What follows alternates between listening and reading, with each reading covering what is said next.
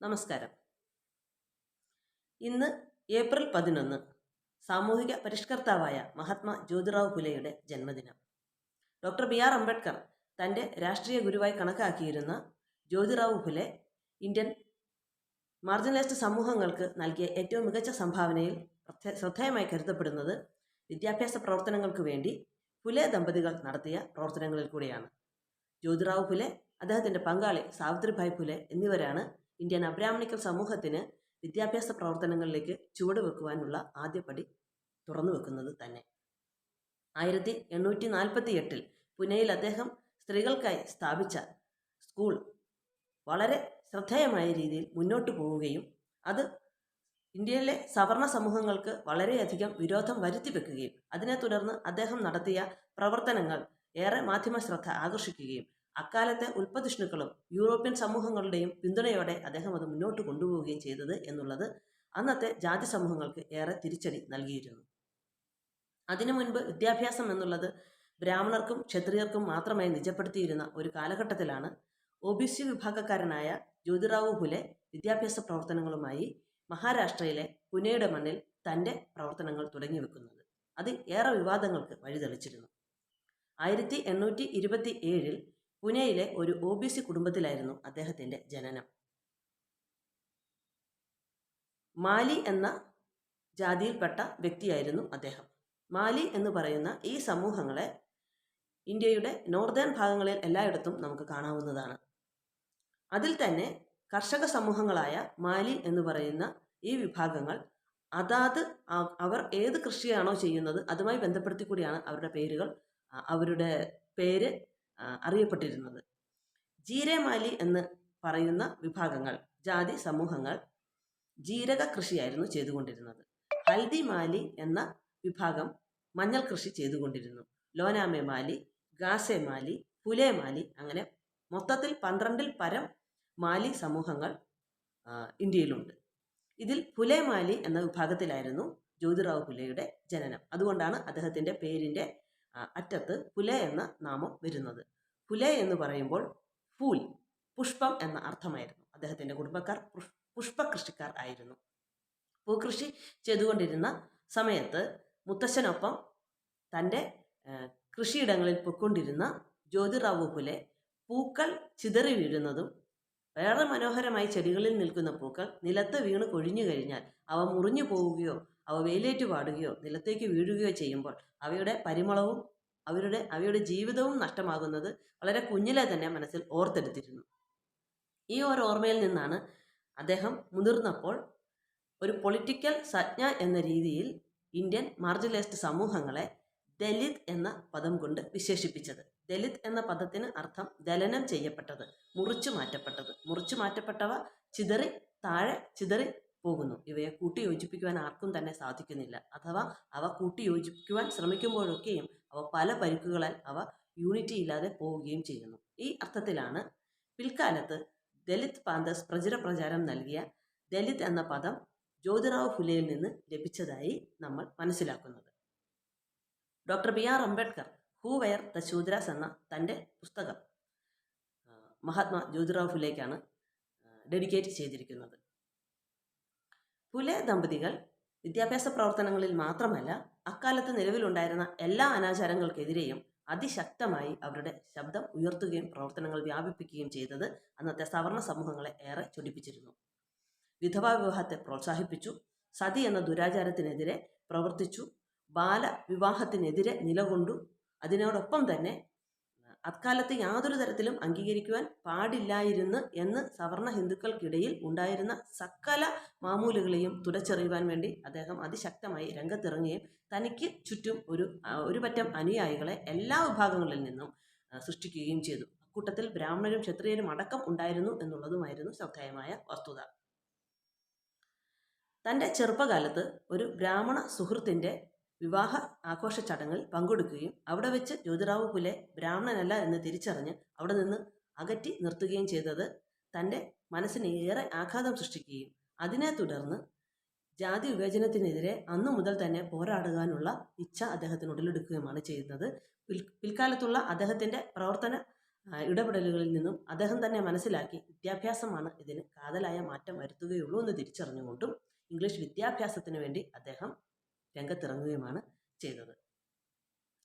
അദ്ദേഹം 1848 പുനെയിൽ വനിതകൾക്ക് വേണ്ടി ഒരു സ്കൂൾ സ്ഥാപിക്കുകയുണ്ടായി. എന്നാൽ ആ സ്കൂൾ മുന്നോട്ട് നടത്തിക്കൊണ്ടു പോകുവാൻ ഏറെ ബുദ്ധിമുട്ടുകൾ ആയിരുന്നു. കാരണം ഒരു അബ്രാഹ്മണിക്കൽ വിഭാഗത്തിലുള്ള ഒരു അധ്യാപകന്റെ അടുത്ത് പഠിക്കുവാനായി വിദ്യാർത്ഥികൾ എത്തുകയില്ലായിരുന്നു. മാത്രമല്ല അക്കാലത്ത് അവർക്ക് വിദ്യാഭ്യാസം നിഷിദ്ധമായിരുന്നു. ഉയർന്ന ജാതി സമൂഹങ്ങൾ ഇംഗ്ലീഷ് വിദ്യാഭ്യാസമാണെങ്കിൽ കൂടി അവിടെ പഠിക്കുവാൻ എത്താൻ താല്പര്യപ്പെട്ടിരുന്നില്ല.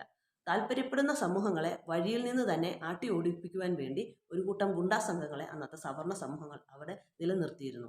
സ്കൂൾ നശിപ്പിക്കുക, അതുപോലെ തന്നെ സ്കൂളിലേക്ക് കടന്നു വരുന്ന വിദ്യാർത്ഥികളെ വിരട്ടിവിടുക, രക്ഷകർത്താക്കളെ ഭയപ്പെടുത്തുക, അവർക്ക് കാർഷിക തൊഴിലുകൾ നൽകാതിരിക്കുക, അത്തരത്തിലുള്ള ഒരുപാട് ഭീഷണികൾ നടത്തിയിരുന്നു. എന്നാൽ ജ്യോതിറാവു ഫുലെ തൻ്റെ അനുയായികൾക്കൊപ്പം വീട് വീടാന്തരം കറങ്ങി ഓരോ രക്ഷകർത്താക്കളെയും ബോധ്യപ്പെടുത്തുകയും അതിനോടൊപ്പം തന്നെ ഇത്തരം ഒരു വിദ്യാഭ്യാസ പ്രവർത്തനത്തിൻ്റെ ആവശ്യകത എന്തെന്ന് അക്കാലത്ത് ഉയർന്ന ജാതി സമൂഹങ്ങൾ എന്ന് അറിയപ്പെട്ടിരുന്ന ആൾക്കാരെ ബോധ്യപ്പെടുത്തിക്കൊണ്ട് തങ്ങൾ കാണിക്കുന്നത് പിന്തിരിപ്പൻ ആശയമാണെന്നും ലോകം മുന്നോട്ട് പോകുമ്പോൾ ഇന്ത്യ ഇത്തരത്തിൽ പുറകോട്ട് പോകേണ്ടതല്ല എന്ന് ബോധ്യപ്പെടുത്തി എടുക്കുകയും ചെയ്തതിൻ്റെ ഫലമായി ഒരു മിഷൻ എന്ന രീതിയിൽ പ്രവർത്തിച്ചപ്പോൾ അദ്ദേഹത്തിന് ചുറ്റും ഒരു വിഭാഗം ആൾക്കാരെ ലഭിക്കുകയും അതിനെ തുടർന്ന് ഈ സ്കൂൾ മുന്നോട്ട് പോവുകയുമാണ് ചെയ്തത്. എന്നാൽ ആദ്യ ഘട്ടങ്ങളിൽ ഒരു സ്കൂൾ തുടങ്ങുവാൻ അദ്ദേഹത്തിന് സാധിക്കുന്നുണ്ടായിരുന്നില്ല. അദ്ദേഹം അന്ന് ആൽത്തറകൾ കേന്ദ്രീകരിച്ചായിരുന്നു സ്കൂൾ തുടങ്ങിയത്. വിദ്യാർത്ഥികളെ സംഘടിപ്പിക്കുകയും അതിന് ചുറ്റുമിരുത്തിയാണ് പഠിപ്പിക്കുകയും ചെയ്തിരുന്നത്. എന്നാൽ അന്നത്തെ ജാതി സമൂഹങ്ങൾ ആൽത്തറകൾ ഉപയോഗിക്കുന്നതിൽ നിന്നും ഇദ്ദേഹം അവർണനായതുകൊണ്ടും വരുന്ന കുട്ടികളെയും വിലക്കുകയും ചെയ്തു. ഇത് ബ്രാഹ്മണർക്കും ക്ഷത്രിയർക്കും മാത്രമായി അവകാശപ്പെട്ടതാണെന്നും ഉള്ള തരത്തിലുള്ള പ്രശ്നങ്ങൾ തുടങ്ങുകയും പിന്നീട് അതിനെയും അദ്ദേഹത്തിന് തനിക്കൊപ്പം ഒരു ഭൂരിപക്ഷ സമൂഹത്തെ സൃഷ്ടിച്ചപ്പോൾ പതിയെ മറ്റുള്ളവരുടെ എതിർപ്പിൻ്റെ ശക്തി കുറയുകയുമാണ് ചെയ്തത്. എന്നാൽ പിന്നീടും ആക്രമണങ്ങൾ തുടങ്ങിയപ്പോൾ അക്കാലത്തെ തൻ്റെ മുസ്ലിം സുഹൃത്തുക്കൾ, സഹോദരങ്ങളായ സുഹൃത്തുക്കൾ അദ്ദേഹത്തിന് സഹായം നൽകുകയും സ്കൂൾ തുടങ്ങുവാൻ വേണ്ടിയുള്ള സ്ഥലം നൽകുകയുമാണ് ചെയ്തത്. അതിനെ തുടർന്ന് അദ്ദേഹം പുനെയിൽ ഒരു സ്കൂൾ തുടങ്ങുന്നു. പിന്നീട് ഈ സ്കൂൾ വികസിക്കുന്നു. അത്തരത്തിലുള്ള 2 or 3 സ്കൂളുകൾ അവിടെ പ്രവർത്തനം ആരംഭിക്കുന്നു. അങ്ങനെയാണ് ഇന്ത്യൻ മാർജിനലൈസ്ഡ് സമൂഹങ്ങൾ വിദ്യാഭ്യാസ പ്രവർത്തനത്തിലേക്ക് ചുവടുവെക്കുന്നത്. SC, ST, OBC വിഭാഗങ്ങളിൽ നിന്നുള്ള കുട്ടികളുടെ വീടുകളിൽ പോയി അദ്ദേഹം അവരെ പറഞ്ഞു മനസ്സിലാക്കി സ്കൂളുകളിൽ എത്തിക്കുകയായിരുന്നു. അന്നത്തെ കാലത്ത് അത് വളരെ ശ്രമകരമായ ഒരു പ്രവർത്തനമായിരുന്നു. കാരണം തങ്ങൾ സ്കൂളിൽ പോകുന്നത് തെറ്റാണെന്ന് തന്നെ മനസ്സിലാക്കുന്ന ഒരു സമൂഹമായിരുന്നു. അവരെ ആദ്യം ബോധ്യപ്പെടുത്തുക എന്നുള്ളത് വളരെ ശ്രമകരമായ പ്രവർത്തനമായിരുന്നു. അതിനോടൊപ്പം തന്നെ അക്കാലത്തെ ഉയർന്ന ജാതി സമൂഹങ്ങൾ എന്ന് പറയപ്പെട്ടിരുന്നവരിൽ നിന്നുള്ളവരും കൂടി ആ സ്കൂളിലേക്ക് കടന്നു വന്നു. അതിനുശേഷമാണ് ഈ സ്കൂൾ ഏറെ ശ്രദ്ധ നേടുവാൻ തുടങ്ങിയത്. കാരണം അക്കാലത്ത് ബ്രാഹ്മണ സ്ത്രീകളെ ഇംഗ്ലീഷ് വിദ്യാഭ്യാസത്തിന് അനുവദിച്ചിരുന്നില്ല. എന്നാൽ ഇംഗ്ലീഷ് വിദ്യാഭ്യാസത്തിൻ്റെ പ്രസക്തി തിരിച്ചറിഞ്ഞ് 2-3 ഭവനങ്ങളിൽ നിന്നായി 3 ബ്രാഹ്മണ സ്ത്രീകൾ രംഗത്ത് വരികയും അവർ വീട്ടിലെ മാമൂലുകൾ പറിച്ചെറിഞ്ഞ് ജ്യോതിറാവു ഫുലെയുടെ സ്കൂളിൽ നിർബന്ധമായി അവർ സ്വമനസാലെ പഠിക്കുവാൻ എത്തുകയും ചെയ്തതോടെ ഈ അദ്ദേഹത്തിൻ്റെ സ്കൂളിന് ഏറെ മാധ്യമ ശ്രദ്ധ ലഭിക്കുകയാണ് ചെയ്തത്. തൻ്റെ സ്കൂളിലേക്ക് അധ്യാപകരെ കിട്ടുന്നതിന് ഉള്ള ബുദ്ധിമുട്ട് നികത്തുവാൻ വേണ്ടി അദ്ദേഹം ദൂരസ്ഥലങ്ങളിലേക്ക് പോയി അവിടെ നിന്നുമുള്ള അധ്യാപകരെ പറഞ്ഞു മനസ്സിലാക്കി ഇവിടെ എത്തിക്കുകയാണ് ചെയ്തത്. അങ്ങനെ വന്ന അധ്യാപകരെ പകുതി വഴിക്ക് വെച്ച് ഭീഷണിപ്പെടുത്തി വിട്ട ചരിത്രങ്ങളും ഉണ്ടായിട്ടുണ്ട്. വിദ്യാർത്ഥികൾ ആയി സ്ത്രീകളെ ലഭിക്കണമെന്നുണ്ടെങ്കിൽ സ്ത്രീകൾ അവിടെ ഉണ്ടാകണം എന്നുള്ള രക്ഷകർത്താക്കളുടെ നിർബന്ധം ഏറെ ആദ്യകാലങ്ങളിൽ ഏറെ ബുദ്ധിമുട്ട് സൃഷ്ടിച്ചു. അക്കാലത്ത് പഠിക്കുവാൻ അനുവാദം സ്ത്രീകൾക്കില്ലായിരുന്നു. അത് ഒരു ജാതി സമൂഹങ്ങളിലും അങ്ങനെ കാര്യമായി ഇല്ലായിരുന്നു. അതുകൊണ്ട് തന്നെ അധ്യാപകരെ കിട്ടുവാൻ ബുദ്ധിമുട്ടുണ്ടായിരുന്നു. അഥവാ ആരെങ്കിലും വിദ്യാഭ്യാസം സിദ്ധിച്ചിട്ടുണ്ടെങ്കിൽ അവർ ഈ പറഞ്ഞ സവർണ സമൂഹങ്ങളിൽ നിന്നുള്ളവരായിരുന്നു. അവർ ജ്യോതിറാവു ഫുലെയ്ക്ക് തങ്ങളുടെ സേവനം കൊടുക്കുവാനായി താല്പര്യപ്പെട്ടിരുന്നവരെ മാമൂൽ വിഭാഗങ്ങൾ സമ്മതിച്ചിരുന്നതുമില്ല. അതുകൊണ്ട് തന്നെ തൻ്റെ അത്രയധികം വിദ്യാഭ്യാസം ഇല്ലാതിരുന്ന പങ്കാളി സാവിത്രിഭായ് ഫുലെയെ അദ്ദേഹം പഠിപ്പിക്കുകയാണ് ഉണ്ടായത്. പഠിപ്പിച്ചു തുടങ്ങുമ്പോഴാണ് ജ്യോതിറാവു ഫുലെയ്ക്ക് മനസ്സിലാകുന്നത് സാവിത്രിഭായ് ഫുലെ അസാമാന്യ ശേഷിയുള്ള അതീവ ബുദ്ധിശക്തിയുള്ള ഒരു സ്ത്രീയാണെന്നും തൻ്റെ പങ്കാളി അത്രയേറെ ബുദ്ധിശക്തി ഉള്ളതാണെന്നും അദ്ദേഹം മനസ്സിലാക്കുകയും തുടർന്നുള്ള എല്ലാ പ്രവർത്തനങ്ങളിലും സാവിത്രിഭായ് ഫുലെ അവരുടെ ആശയങ്ങൾ പങ്കുവെക്കുകയും ചെയ്തത് ജ്യോതിറാവു ഫുലെയുടെ ആത്മവിശ്വാസത്തെ ഇരട്ടിപ്പിച്ചു. അവർ രണ്ടുപേരും ഒരുപാട് ദൂര സ്ഥലങ്ങളിൽ സഞ്ചരിച്ചുകൊണ്ട് എല്ലാ തരത്തിലുള്ള പ്രവർത്തനങ്ങളിലും ഒന്നിച്ച് നിലകൊണ്ടു. അതുകൊണ്ട് തന്നെ കൂടുതൽ സ്ത്രീകളെ പറഞ്ഞു ബോധ്യപ്പെടുത്തി ഈ മേഖലയിലേക്ക് കൊണ്ടുവരുവാൻ അദ്ദേഹത്തിന് സാധിച്ചു. അങ്ങനെ സാവിത്രിബായി ഫുലെ ഇന്ത്യയിലെ മാർജിനലൈസ്ഡ് സമൂഹങ്ങളുടെ ആദ്യത്തെ അധ്യാപികയായി രംഗത്ത് വരികയാണ് ചെയ്യുന്നത്. സാവിത്രിബായി ഫുലെ കടന്നു വന്നതോടുകൂടി ഇതിൻ്റെ ദിശ തന്നെ മാറുകയാണ് ചെയ്യുന്നത്. ജ്യോതിറാവു ഫുലെയും സാവിത്രിബായി ഫുലെയും ചേർന്നുകൊണ്ടുള്ള ഈ ഫുലെ എന്ന് പറയുന്ന ദമ്പതികളുടെ ആശയങ്ങളാണ് പിൽക്കാലത്ത് ഡോക്ടർ BR അംബേദ്കർ അതിൽ ആകൃഷ്ടനായി അതിലെ സാമൂഹിക ജനാധിപത്യം എന്ന ആശയം ഇന്ത്യൻ കോൺസ്റ്റിറ്റ്യൂഷനിൽ എഴുതി ചേർക്കുന്നത്. അതുകൊണ്ട് തന്നെ ഇന്ന് അക്കാഡമിക്കലായി ഈ ടേം നമ്മൾ ഉപയോഗിക്കുന്നത് ഫുലെ അംബേദ്കറേറ്റ് ഐഡിയോളജിസ്റ്റ് പ്രസ്ഥാനം എന്നും ഫുലെ അംബേദ്കറേറ്റ് ഫെമിനിസ്റ്റ് പ്രസ്ഥാനം എന്നും തന്നെയാണ്. ബൗദ്ധ പാരമ്പര്യത്തിൽ നിന്നും ഉൾക്കൊണ്ടുകൊണ്ട് ഫുലെ നടത്തിയ ആശയങ്ങളാണ് ഡോക്ടർ BR അംബേദ്കറിനെ ആകൃഷ്ടനാക്കുന്നത്. അതുകൊണ്ട് തന്നെ ഫുലെ അംബേദ്കറേറ്റ് ഫെമിനിസ്റ്റ് ഐഡിയോളജി എന്ന ഈ ഒരു പേര് ബാംസഫ് ഏറ്റവും കൃത്യമായി ഉപയോഗിക്കുകയും ചെയ്യുന്നുണ്ട്.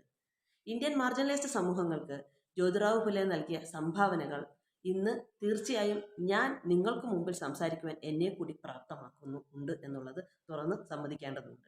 കാരണം ഞാനിന്ന് നിങ്ങൾക്ക് മുമ്പിൽ വന്നിരുന്ന് സംസാരിക്കുന്നുണ്ടെങ്കിൽ അതിനു പിന്നിൽ ഇന്ത്യൻ അബ്രാഹ്മണിക്കൽ സമൂഹങ്ങൾക്ക് വേണ്ടി അദ്ദേഹം നടത്തിയ പ്രവർത്തനങ്ങൾ, വിദ്യാഭ്യാസ പ്രവർത്തനങ്ങൾ തന്നെയാണ്. അവയൊക്കെയും തന്നെ ഇന്ത്യൻ ഫെമിനിസ്റ്റ് പ്രസ്ഥാനങ്ങൾക്ക് ഏറെ ആക്കം കൂട്ടുകയും ചെയ്തിട്ടുണ്ട്. കാരണം മഹാരാഷ്ട്രയുടെ മണ്ണിലാണ് ഇന്ത്യൻ ഫെമിനിസം തന്നെ ആദ്യമായി പിറവിയെടുക്കുന്നത്. അതുതന്നെ അതൊരു മാർജിനലൈസ്ഡ് സമൂഹത്തിൽ നിന്നുള്ള സാവിത്രിബായി ഫുലെയിൽ കൂടിയായിരുന്നു. അതിന് ഏറ്റവും ശക്തമായ കൈത്തിരി കത്തിച്ചത് ജ്യോതിറാവു ഫുലെയായിരുന്നു. അദ്ദേഹത്തെ ഈ ജന്മദിനത്തിൽ ഏറെ ആദരവോടെ ഓർത്തുകൊണ്ട് നിർത്തുന്നു. നന്ദി, നമസ്കാരം.